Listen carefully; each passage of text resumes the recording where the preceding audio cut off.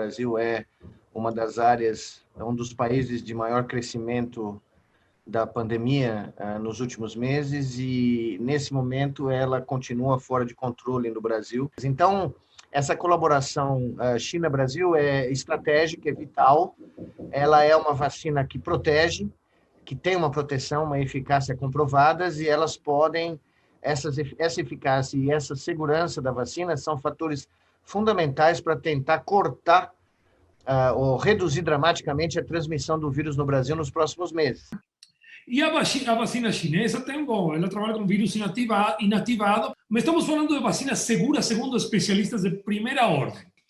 Também a vantagem dessas vacinas chinesas ou do Sputnik 5, né, da Rússia, é a facilidade logística também.